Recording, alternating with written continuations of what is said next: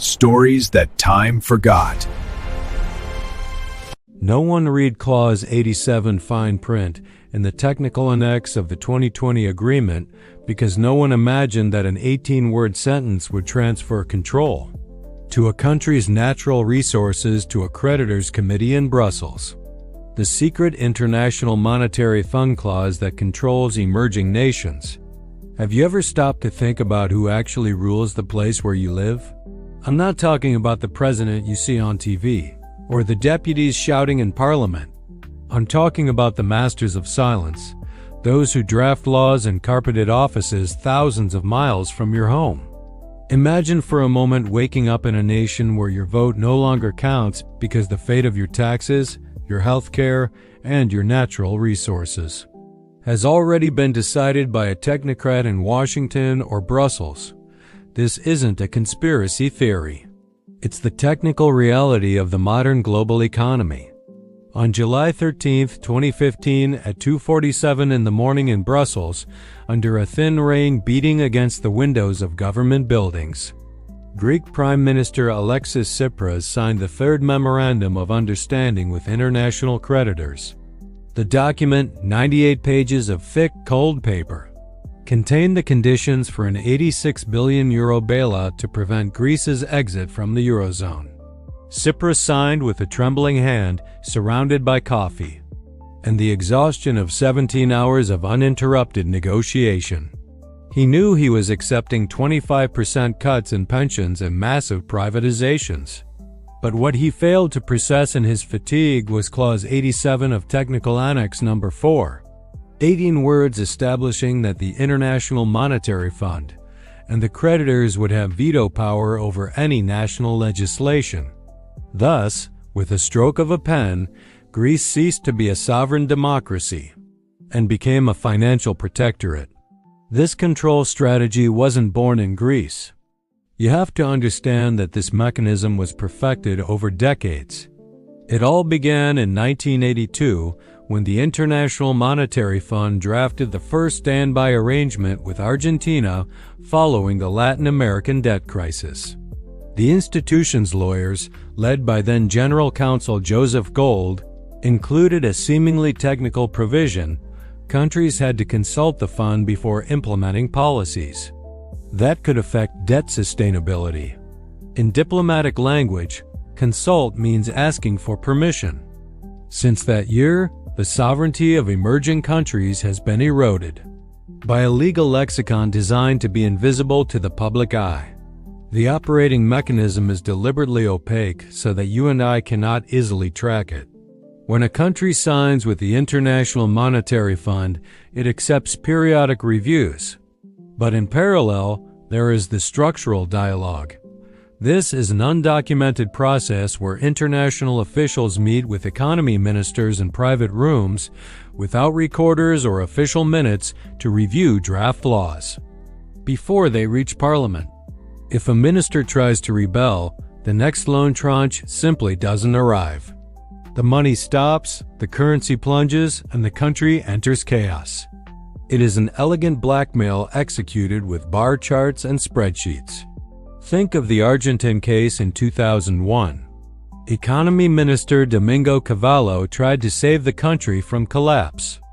The International Monetary Fund imposed a verbal condition: maintain the fixed exchange rate of 1 peso to $1 until further notice. The fund's managing director at the time, Horst Kohler, warned him by phone. If he devalued the currency, the money would be frozen. Cavallo obeyed. The result was the Corralito, closed banks, and the largest debt default in history. Up to that point, the fund didn't pull the trigger, but it took away the country's only exit. You feel that pressure, don't you? It's the suffocation of a nation that cannot decide its own course. In Indonesia, after the '97 Asian financial disaster, the situation was even more dramatic. The fund demanded the elimination of subsidies on basic food items while the population starved. In Ukraine, in 2014, a $17 billion loan forced natural gas prices up in the middle of winter. Every time a parliament tries to protect its citizens, it receives a statement of concern from Washington. And funds are delayed. It is a choreography of power where the script is already written. But the most revealing case occurred in Ecuador in 2016. The country needed liquidity after a sharp drop in oil prices. IMF technicians discovered an Ecuadorian law protecting the Amazon, requiring indigenous communities to approve projects. The fund didn't ask to repeal the law directly, that would be a political scandal. Instead, it asked to remove non-technical regulatory barriers to improve the investment climate. Behind the curtain, they specifically pointed to indigenous protection. In the end, the government gave in and reduced protection levels to gain financial favor. The air of the Ecuadorian jungle was sold in a luxury post office on the east coast of the United States. The real power of these clauses lies in self-censorship. Economy ministers no longer propose strict environmental laws or tax increases on large corporations because they fear the creditor's reaction. It is an invisible control. Defenders say this is necessary to protect the money of taxpayers, but the collateral damage is immense. In the Russia of 1992, shock therapy generated poverty that killed thousands due to lack of medical care. In Thailand, demands to open the market to speculative capital destroyed a lifetime of savings. The power asymmetry is absolute. An emerging country comes to the negotiating table with empty coffers and the risk of imminent collapse.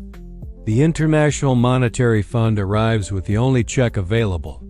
It is not a negotiation between equals. It is a surrender signed on a mahogany desk.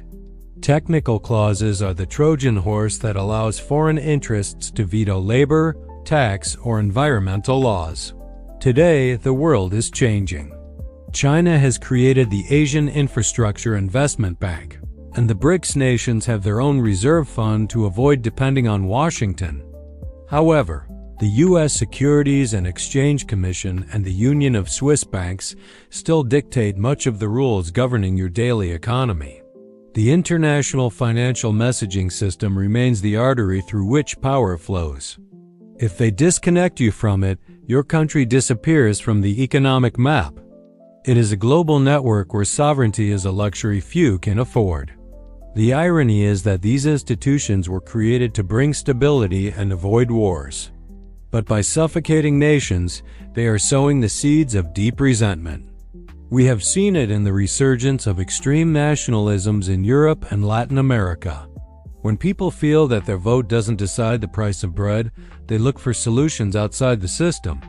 Imagine you are a young legislator. You have an idea to improve wages. But before presenting it, your chief of staff hands you a confidential report. If you pass that law, the European Central Bank and the U.S. Federal Reserve will look unfavorably on the country risk. The loan to build hospitals will be canceled. What would you do? Would you defend the dignity of your people at the cost of total economic collapse?